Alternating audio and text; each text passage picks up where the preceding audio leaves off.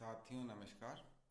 मैं रात्रि को 3 बज करके लगभग 3-4 मिनट पर यह वीडियो बना रहा हूँ, क्योंकि हमने देखा कि बहुत सारे लोग जो हैं आस्तिकता और नास्तिकता पर, आस्तिक और नास्तिक पे बात करते हैं, और सभी लोग ईश्वर को, धर्म को खोजते हैं और अपने अपने ढंग से उसको परिभाषित करते हैं। और आइए जानते हैं कि यह जो आस्तिक और नास्तिक की बात है, क्या ईश्वर है, क्या ईश्वर नहीं है। ईश्वरवाद और अनिश्वरवाद में कुछ लोग ईश्वरवादी हैं, कुछ लोग अनिश्वरवादी हैं। तो ईश्वरवादी और अनिश्वरवादी यानी आस्तिक और नास्तिक का वास्तविक परिभाषा क्या है।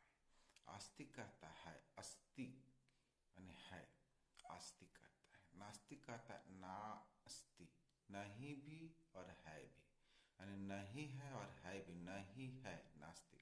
तो दोनों में यह आता है।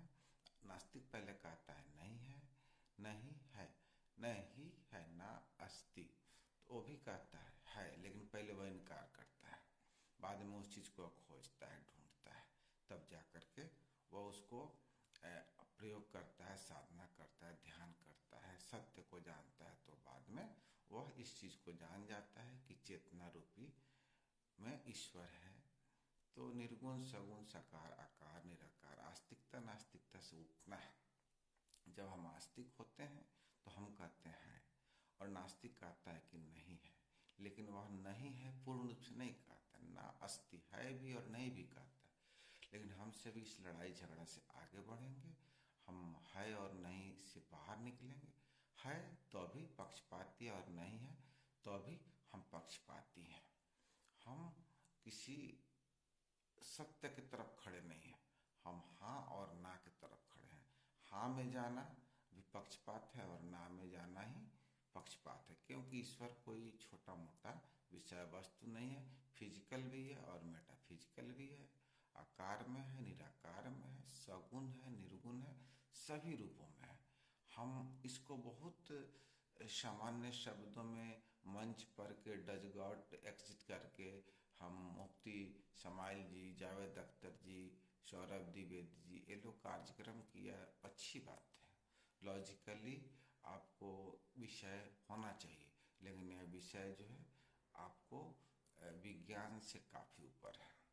हमें यह काम करना है कि सामाजिक समरसता कैसे कायम रहे, हमारी आपसी भाईचारा कायम कैसे रहे। हम जाति, धर्म, ईश्वर है या नहीं है, ईश्वरवाद और अनिश्वरवाद से ऊपर उठ करके हमें सत्य की तरफ जाना होगा। सत्य की तरफ जाने के लिए हमें मानने और ना मानने से फर्क नहीं पड़ता है, बल्कि बुद्ध, महावीर, कबीर, ओशो, आपको इन लोगों की तरह हमें प्रयोग करना पड़ेगा। तो हम जानेंगे, जब हम उस चीज से अवगत होंगे, जब हम उस चीज को अनुभव करेंगे, तो हम जो है ईश्वर और अनिश्वरवाद दोनों को हटाएंगे और सत्य सत्य के जो है ना मार्ग पर चलेंगे। तो बुद्ध, महावीर, कबीर, ओशो जैसे बहुत सारे जो है महात्माओं ने, ज्ञानियों ने, बुद्ध पुरुषों ने इस चीज की खोज करी। वे तर्क के आधार पर नहीं लड़े, क्योंकि इसको तर्क से नहीं सोल्व किया जा सकता। सदियों से जवाब खोजा जा रहा है, ईश्वर है, कभी खोजा जा रहा है ईश्वर नहीं है। कोई कहता है ईश्वर है भी और नहीं भी। यदि नहीं है तो आप उसका पता लगाओ, उसको कसौटी पे कसो, यदि है तो साबित करो कैसे है। तो ईश्वर साबित करने के और खारिज करने का विषय वस्तु नहीं है। खुदा, अल्लाह, ईश्वर, राम, रहीम, रहमान को जो है ना साबित करने की, खारिज करने की विषय वस्तु नहीं है, बल्कि हमें इस चीज को साधना द्वारा जानने की विषय वस्तु है। और जो जान जाता है वह निशब्द हो जाता है, वह ईश्वरवाद अनिश्वरवाद से बाहर हो जाता है, वह सत्य का जो है ना मार्ग खोज लेता है, वह चेतना के साथ जुड़ जाता है।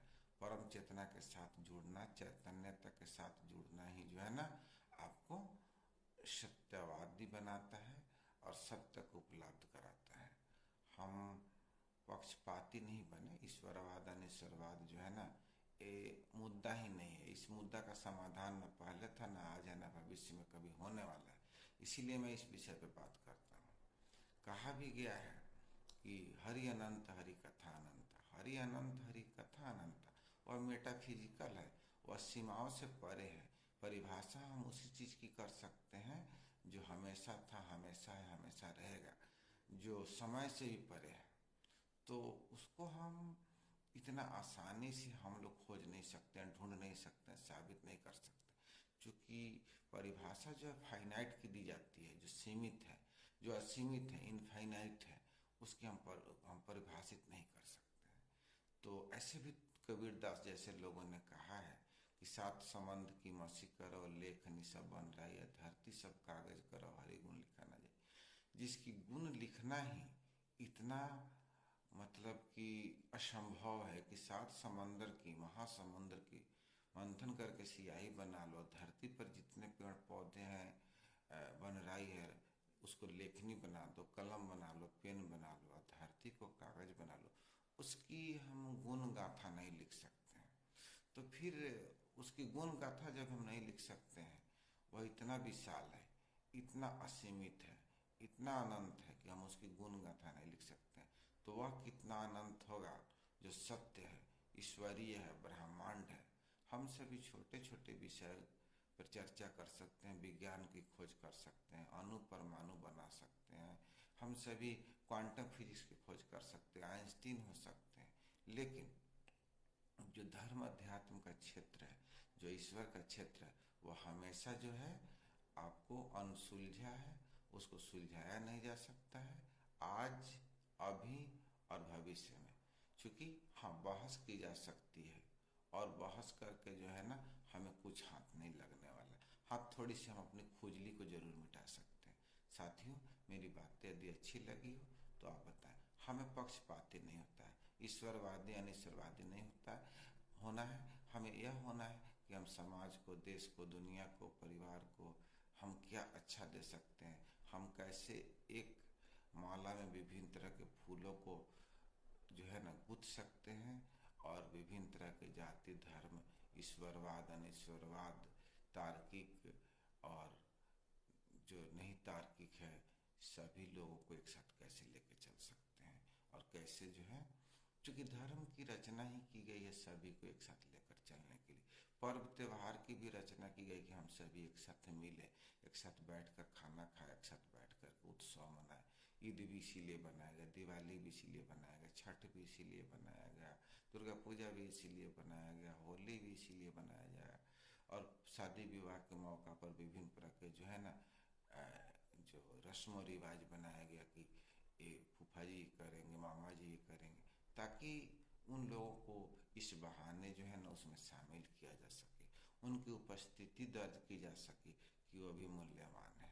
तो जो बनाया है, ताना बाना बुना है, उसने सिर्फ इतना करने के लिए ताना बाना बुना है ताकि हम सभी एक जो है ना धागा में पिरोए जा सके, बाकी कुछ नहीं है। और जहाँ तक सत्य की बात है, वह विषय वस्तु तर्क वितर्क से बाहर है, वह विषय जो है हमें साधना का, तप का, ध्यान का विषय वस्तु है। और जो जानता है वह अवाक हो जाता है, निशब्द हो जाता है, उन चीजों को शब्दों में कहा ही नहीं जा सकता है, कसौटी पर कसा ही नहीं जा सकता है। ईश्वर है या नहीं है, उसको जानने के लिए आपको अनुभूति और अनुभव से गुजरना पड़ेगा। जिस प्रकार बुद्ध, महावीर, कबीर, लाओ त्से, सुकरात और पता नहीं गुरु गोरखनाथ, बहुत सारे जो मनीषी हुए, जो एनलाइटनमेंट पर्सन हो, उन्होंने इस चीज को जाना है, इस चीज को समझा है, और उन्होंने अपने अपने तरीके बताए, मार्ग दिए हैं, उस मार्ग पे चलना होगा। हम यहाँ से बैठे बैठे दिल्ली नहीं जा सकते हैं, हम सिर्फ ख्वाब में जा सकते हैं, लेकिन दिल्ली जाने के लिए हमको जो है ना रेलगाड़ी, बस या फ्लाइट का जो है ना व्यवस्था करना पड़ेगा। उसी प्रकार जब हम अपने अंदर जाएंगे, हम अपने आंतरिक दुनिया में जाएंगे, इटर्नल वर्ल्ड में जाएंगे, तो हम उस चीज को जान जाएंगे, ईश्वर है या नहीं है, ईश्वर है भी तो कैसा है, नहीं भी है तो कैसा है, और उस सत्य को जान जाएंगे तो हम इस सब जो है विवादों से बाहर निकल जाएंगे। इसी के साथ सभी साथियों से मैं लेता हूँ विदा। आप सभी अपना कमेंट करें, आप अपना अनमोल बहुमूल्य सुझाव कमेंट में जरूर करें। धन्यवाद, प्रणाम, शुक्रिया।